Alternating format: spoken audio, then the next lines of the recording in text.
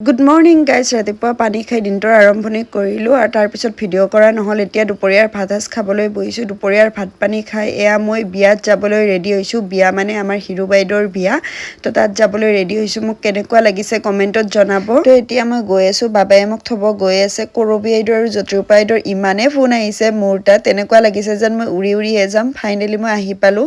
এতিয়া গোটেইকেইটাকে লগ পালোঁ আৰু লগ হৈ আমি বিয়ালৈকে গৈ আছোঁ। এয়া গিফ্ট লৈ লৈছোঁ আৰু হিৰু বাইদেউ বুলি যে কৈছোঁ, আমি একেলগতে স্কুলত কাম কৰিছিলোঁ। চ' এতিয়া গৈ আছোঁ বিয়ালৈকে। এয়া ৰভাতলিত সোমালোঁ, সোমাই আহি কইনাৰ লগত অকণমান টাইম বহিলোঁ। এয়া আমাৰ ধুনীয়া কইনাজনী, তো অকণমান কথা পাতিলোঁ, কইনাৰ ওচৰত বহিলোঁ। আৰু এতিয়া মোৰ কেমেৰামেন হৈ আছে বিনোদ ছাৰ, আৰু এইপিনে জ্যোতিৰূপা বাইদেউ, কৰবী বাইদেউ, বিতুমণি বাইদেউ তিনিওজনীয়ে বহি আছে। তো আমি অকণমান টাইম কইনাৰ কাষত বহি এতিয়া আহিলোঁ ভাত খাবলৈ। ভাতৰ লগতো বহুকেইবিধ আইটেম কৰিছিলে। এইপিনে বাইদেউহঁতে খাবলৈ আৰম্ভ কৰিছিলে, মইহে ভিডিঅ' বনাত লাগি আছোঁ। কি ক'ব আৰু, ভ্লগাৰ মানুহৰ অৱস্থাটো এনেকুৱাই হৈ যায়। পিছে ভাত পানী খাই আমি ওলাই আহি এইপিনে গুৱামুলি খালোঁ।